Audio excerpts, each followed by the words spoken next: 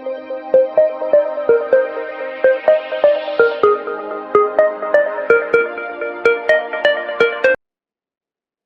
दोस्तों, कैसे हैं आप लोग। Welcome to cafe IAS. और उम्मीद करता हूँ आप सभी लोग स्वस्थ होंगे, प्रसन्न होंगे।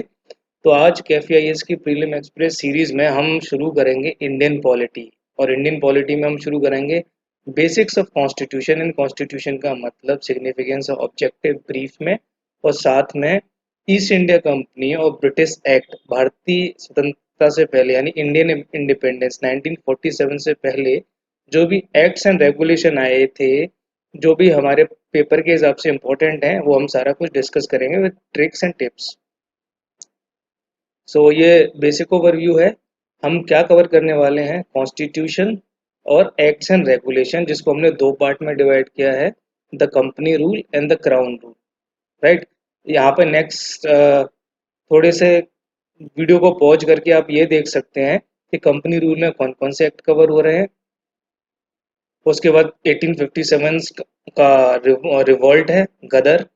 और उसके बाद ये क्राउन रूल में कौन कौन से एक्ट कवर हो रहे हैं। राइट। तो ये सारे हमने कवर किए हुए हैं अच्छे से। तो लेट्स स्टार्ट। कॉन्स्टिट्यूशन, संविधान। जब भी हम कॉन्स्टिट्यूशन की बात करते हैं तो बाबा साहब यानी कि डॉक्टर भीमराव अंबेडकर का नाम अपने आप जुबान पे आ जाता है, क्योंकि इन्होंने बहुत ही इम्पोर्टेंट रोल प्ले किया था भारत का कॉन्स्टिट्यूशन को डिज़ाइन करने में, ड्राफ्ट करने में। कैसे किया था वो हम आने वाले लेक्चर्स में हम बहुत डिटेल में डिस्कस करेंगे। But now let's move to the meaning, significance and objectives of constitution. Let's talk about the meaning. Meaning की बात करते हैं तो ये क्या होता है, एक ये डॉक्यूमेंट होता है।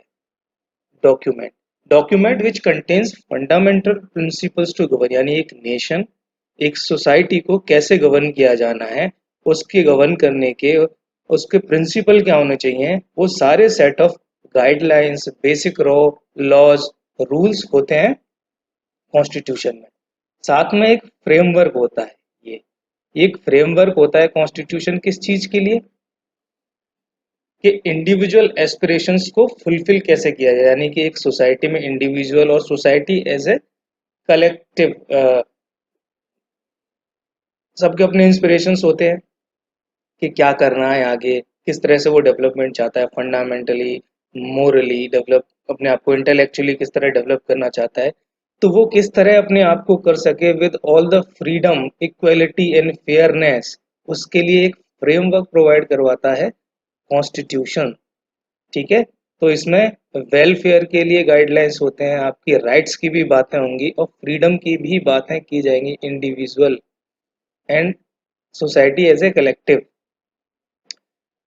ये एक लिविंग डॉक्यूमेंट होता है कॉन्स्टिट्यूशन। लिविंग डॉक्यूमेंट यानी कि dynamic, changing with the need of time, changing with time, यानी कि हर सोसाइटी इवॉल्व होती है तो कुछ लॉज ऑब्सोलीट होते हैं, कुछ नई रिक्वायरमेंट आती हैं, तो उनके लिए अमेंडमेंट्स हैं, कुछ वेरियस सुप्रीम कोर्ट के जजमेंट्स हैं, वो सारे के सारे कॉन्स्टिट्यूशन पे इम्पैक्ट डालते हैं और कॉन्स्टिट्यूशन को चेंज करते रहते हैं, फ्रेमवर्क को। तो ये क्या है, डायनामिक है, जिसको हम कहते हैं constitution is a living document. ठीक है। तो हमने बात कर ली, डॉक्यूमेंट है, लिविंग डॉक्यूमेंट है, और फ्रेमवर्क इसमें किस किस चीज के होते हैं। Right. Let's move to the significance. Significance क्या है यार, सिग्निफिकेंस का मतलब होता है इंपॉर्टेंस। इंपॉर्टेंस क्या है, कॉन्स्टिट्यूशन क्यों होना चाहिए।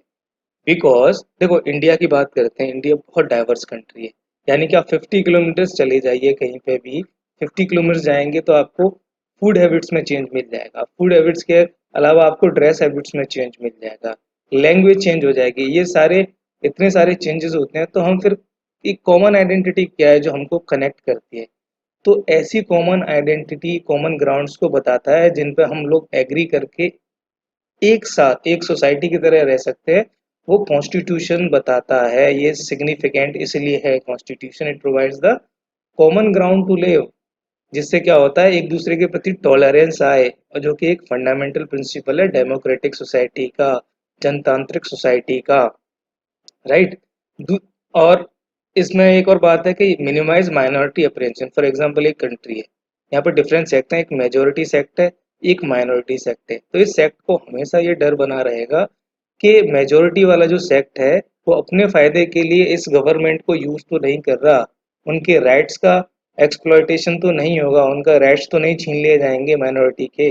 तो यहाँ पे कुछ कुछ ऐसी गाइडलाइंस, उनको सेफ गार्ड्स होता है माइनॉरिटी के लिए, जिससे उनके डर को दूर किया जा सकता है। यानी ये मिनिमाइज करता है माइनॉरिटी फियर्स एंड अप्रीहेंशंस को कॉन्स्टिट्यूशन, इसलिए सिग्निफिकेंट है।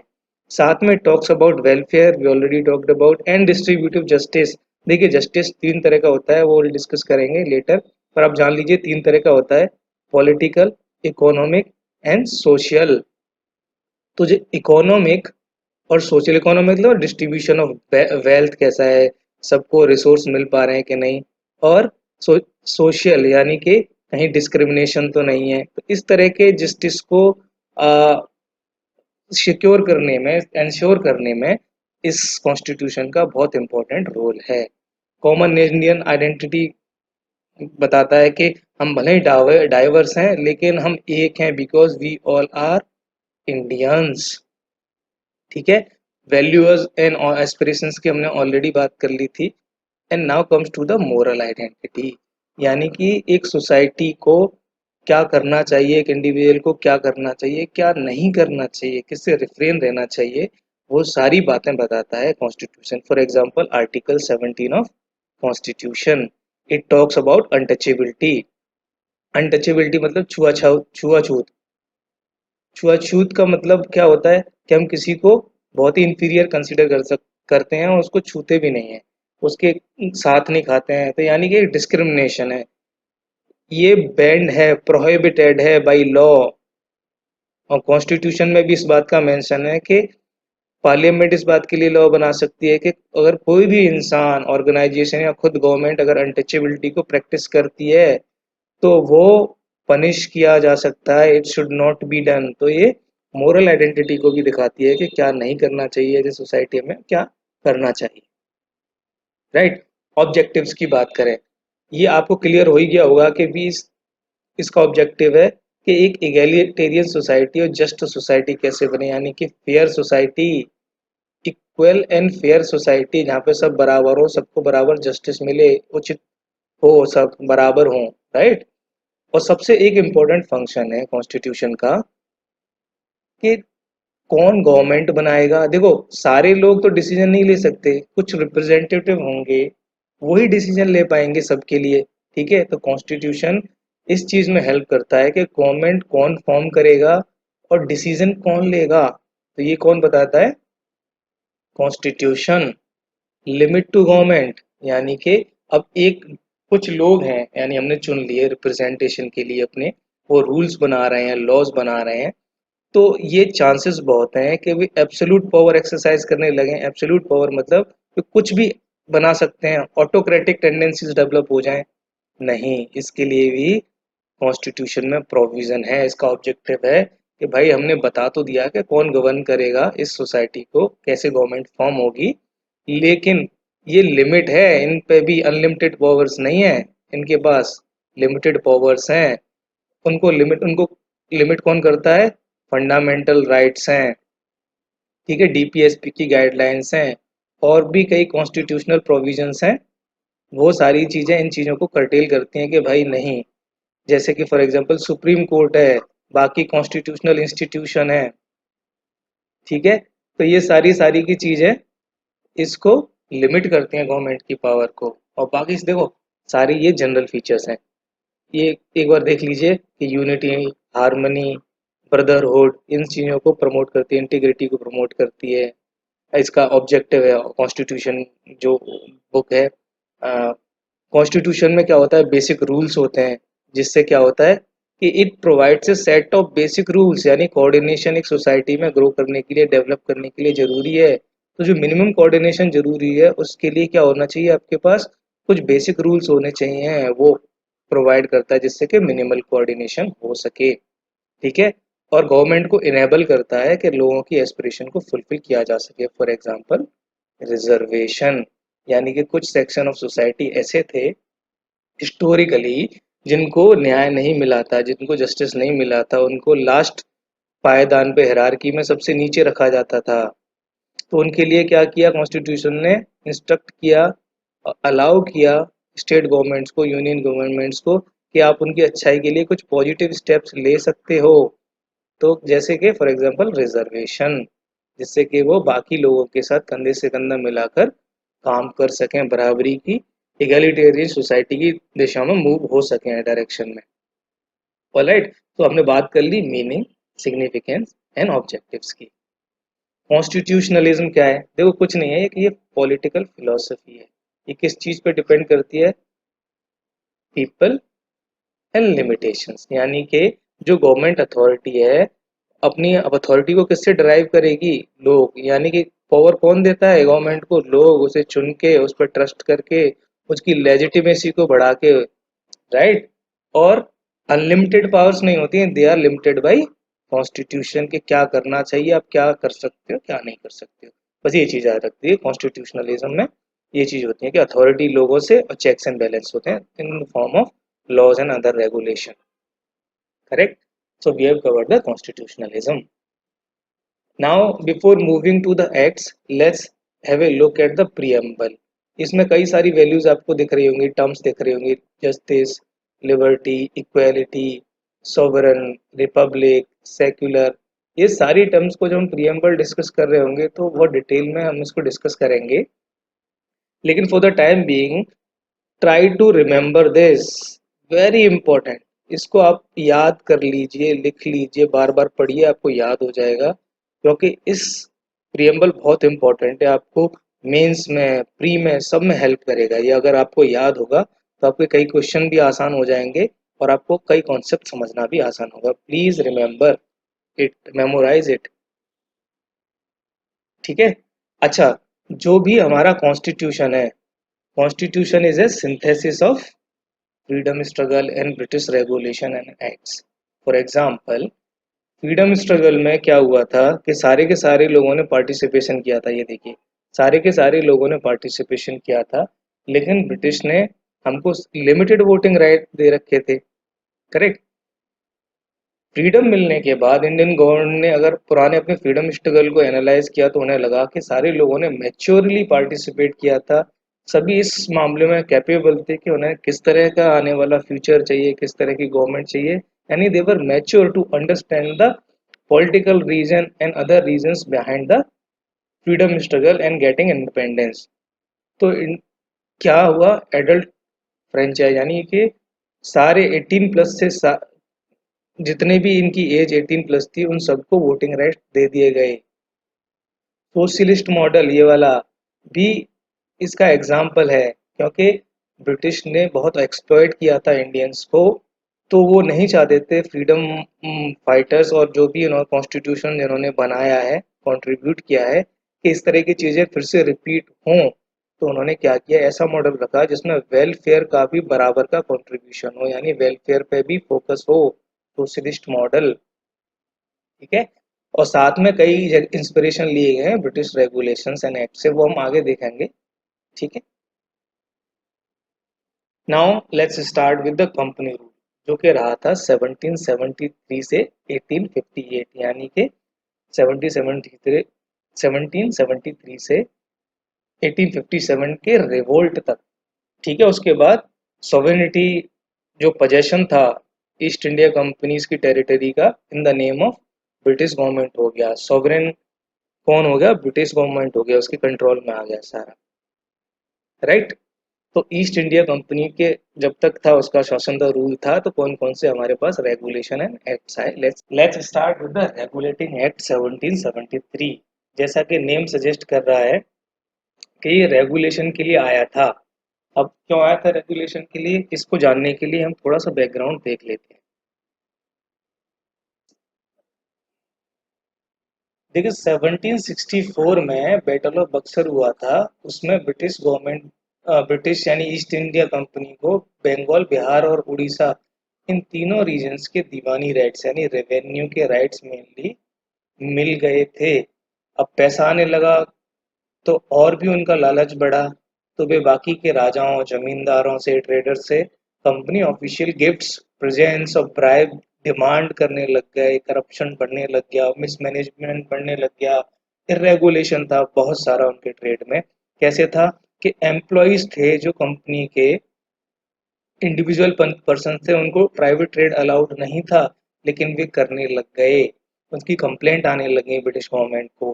बंगाल फेमाइन भी उसी टाइम हुआ था, तो मिसमैनेजमेंट ने भी इस फेमाइन में अपना कंट्रीब्यूशन दिया था, यानी इरेगुलरिटी, मिसमैनेजमेंट, करप्शन की बहुत सारी कंप्लेंट आ रही थी। इन चीजों को रेगुलेट करने के लिए ही रेगुलेट करने के लिए ही रेगुलेशन एक्ट आया था। 1773 का बैकग्राउंड क्लियर है, अभी चीजें आसान हो जाएंगी। फीचर्स देख लेते हैं इसके। पहले गवर्नर ऑफ बंगाल हुआ करता था, तीन प्रेसिडेंसी थी, मद्रास भी थी, एक बॉम्बे भी थी, इन तीनों के गवर्नर हुआ करते थे। ठीक है। अभी गवर्नर ऑफ बंगाल जो सबसे इम्पोर्टेंट प्रेसिडेंसी थी, उसको गवर्नर ऑफ बंगाल से हटा के कर दिया गवर्नर जनरल ऑफ बंगाल, जो कि पहले बने थे लॉर्ड वॉरेन हेस्टिंग। ये वाले, ये देखिए इनको ध्यान से, वॉरेन हेस्टिंग पहले गवर्नर थे। और बॉम्बे और मद्रास के गवर्नर अब बंगाल वाले को ज्यादा पावर दी, यानी कि यहाँ पे देखो आपको सेंट्रलाइजेशन टेंडेंसी स्टार्टेड। ठीक है, यानी कंसंट्रेशन एक के हाथ में कर रहे हैं पावर का, तो यहाँ से स्टार्ट हो गई थी सेंट्रलाइजेशन टेंडेंसीज। तो मद्रास और बॉम्बे के गवर्नर को सबॉर्डिनेट बना दिया था। किसके सबॉर्डिनेट? गवर्नर ऑफ बंगाल के। या पहले सारी प्रेसिडेंसीज इंडिपेंडेंट थी। ठीक है। दूसरा इसका फीचर है, सुप्रीम कोर्ट एस्टेब्लिश करने का प्रोविजन था कलकत्ता में, जो 1774 में एस्टेब्लिश हुआ। ठीक है। कंपनी के एम्प्लॉइज ऑब्वियसली इसी के लिए आया था, तो वो कोई प्राइवेट ट्रेड नहीं कर सकते। कोर्ट कोर्ट ऑफ डायरेक्टर, यानी कि जो मैनेज करता था कंपनी के एडमिनिस्ट्रेशन को, court of directors, they will have to report to British government कि तुम्हारे अफेयर्स कैसे चल रहे हैं कंपनी के। यानी कि कंट्रोल बढ़ा रहे हैं ब्रिटिश गवर्नमेंट, सेंट्रलाइज कर रही है, पावर दे रही है किसी एक बंदे के हाथ में, उससे सीधे सीधे जवाब मांग रही है। Now the company officials could not accept gifts and bribes. तो ये वही है ना कि हमने बैकग्राउंड डिस्कस किया, तो ये सारी चीजें उसमें प्रोविजंस थे। इसको याद करने की ट्रिक क्या है? देखो सिंपल है कि सुप्रीम कोर्ट में गवर्नर को गवर्नर को प्राइवेट में सीडी दिखाई गई इन सारे करप्शंस की, प्राइवेट में सीडी दिखाई गई। सिंपल, सुप्रीम कोर्ट का establishment, governor general of Bengal, private trade band, bribes and gifts भी नहीं ले सकते थे, और सीडी यानी कोर्ट ऑफ डायरेक्टर्स को रिपोर्ट करना है ब्रिटिश गवर्नमेंट को। यानी कि सिंपल ट्रिक ये है कि सुप्रीम कोर्ट में गवर्नर को प्राइवेट में सीडी दिखाई गई किस चीज की? करप्शन की। Okay, easy. Now let's move to the second amending act 1781। इसको कहा गया था एक्ट्स ऑफ सेटलमेंट, यानी पहले एक्ट में 1773 रेगुलेटिंग एक्ट में कुछ एड ऑन किया गया, कुछ उसको रेक्टिफाई किया और सेंट्रलाइजेशन टेंडेंसीज को बढ़ावा दिया गया। बहुत इंपॉर्टेंट नहीं है ये एक्ट, हल्का सा देख लीजिए कि इसको मतलब इसने कहा कि एससी का जो ज्यूरिसडिक्शन था सुप्रीम कोर्ट का, उसको थोड़ा सा उसने कर्टेल करने की कोशिश की, यानी कि कम करने की कोशिश की। उन्होंने कहा कि अगर ऑफिशियल एक्ट करते टाइम कुछ गलती होती है गवर्नर से या एम्प्लॉय से, तो सुप्रीम कोर्ट उनको कोई भी पनिश नहीं कर सकता था, गवर्नमेंट ने इंडेमनीफाई कर दिया। दूसरा है कि रेवेन्यू मैटर है वो एससी ज्यूरिसडिक्शन से बाहर हैं, सुप्रीम कोर्ट उन रेवेन्यू मैटर्स पर कोई भी डिसीजन नहीं ले सकता है। ठीक है, सुप्रीम कोर्ट की पावर कर्टेल कर रहे हैं, साथ में गवर्नर की पावर इन्होंने बढ़ा दी। गवर्नर की पावर कैसे बढ़ा दी कि वो प्रोविंशियल कोर्ट का रेगुलेशन कर सकता था, गवर्नर जनरल उसके लिए रूल्स बना सकता था, और साथ में जो भी अपील्स थी प्रोविंशियल कोर्ट्स की, उनकी अपील्स को हियर कर सकता था। ठीक है। और उसने क्या किया, सुप्रीम कोर्ट से कह दिया, सुप्रीम कोर्ट से सिर्फ एक चीज कहा था कि भाई अभी तुम्हारी पावर्स इसमें नहीं है, लेकिन आप पर्सनल लॉ को एडमिनिस्टर कर सकते हैं, यानी कोई प्रॉब्लम अगर हिंदू को आती है तो आप उस पर डिसीजन ले सकते हो according to the Hindu personal law. एक मुस्लिम को अगर प्रॉब्लम आती है तो उस पर डिसीजन ले सकते हो according to Muslim personal law. ठीक है, सुप्रीम कोर्ट इतना कर सकता था बस। ठीक है। नेक्स्ट आता है हम पिट्स इंडिया एक्ट 1784। इसके फीचर्स हम देखते हैं। ठीक है, देखिए पहले रेगुलेशन था, बाकी शुरू के दोनों एक्ट में हमने देखे थे। अभी ब्रिटिश गवर्नमेंट कंट्रोल बढ़ा रही है। कैसे बढ़ा रही है? कि उसने कहा कि भाई कोर्ट ऑफ डायरेक्टर्स पहले तो रिपोर्ट करते थे, अब उसने कहा कि ऐसा करो, तुम रिपोर्ट मत करो, तुम अपना सिर्फ रेवेन्यू वाला काम देखो, यानी कि तुम अपना जो कोर्ट ऑफ डायरेक्टर्स हैं, तुम अपना कमर्शियल फंक्शंस देखो। पॉलिटिकल अफेयर्स हैं, उसके लिए हम एक नया बोर्ड बना रहे हैं, बोर्ड ऑफ कंट्रोल। किसके लिए बना दिया? पॉलिटिकल अफेयर्स के लिए। ठीक है, तो ये क्या हो गया, एक तरह से कमर्शियल और पॉलिटिकल फंक्शंस को अलग अलग कर दिया गया, डबल गवर्नमेंट एक तरह से। ठीक है, डबल गवर्नमेंट बन गई। कंपनी की टेरिटरी को ब्रिटिश पोजीशन कहा जाएगा, यानी कंट्रोल फिर से बढ़ गया, यानी कंपनी की टेरिटरी को ब्रिटिश पोजीशन कहा जाएगा। अब वो कंपनी की टेरिटरी नहीं रही, ये ब्रिटिश गवर्नमेंट का पोजीशन है। और सुप्रीम कंट्रोल रहेगा गवर्नमेंट का, ब्रिटिश गवर्नमेंट का। तो इसको कैसे याद कर सकते हैं? आप याद रखिए कंट्रोल, बस एक वर्ड है, आपको सब याद आ जाएगा। कंट्रोल मतलब अलग से एक बोर्ड बना दिया पॉलिटिकल अफेयर्स को देखने के लिए। अब ये पॉलिटिकल अफेयर्स देख रहा था, तो सीओडी क्या बच गया? Commercial affairs. यानी सुप्रीम कंट्रोल किसका हो गया? ब्रिटिश गवर्नमेंट का, और टेरिटरीज को कहा गया British position. That's it. Act of 1786 बहुत ज़्यादा इंपॉर्टेंट एक्ट नहीं है, सिंपल इसमें एक हल्का सा देख लेते हैं कि एक लॉर्ड कॉर्नवालिस थे। उस टाइम पे उन्होंने कुछ कुछ चीज़ों की डिमांड की, मोर सेंट्रलाइजेशन। उसने कहा कि मुझको कमांडर इन चीफ बनाओ और मुझे काउंसिल के ऊपर एक वीटो दे दो। ठीक है, कोई भी काउंसिल है उस पर मुझे वीटो पावर, यानी फाइनल से मेरा होना चाहिए, यानी वीटो की डिमांड की उन्होंने, और अपने आप को कमांडर इन चीफ बनाने की उन्होंने डिमांड रखी। तो इन डिमांड्स को फुलफिल करने के लिए जो गवर्नमेंट एक्ट लाई थी वो था 1786 का। That's it.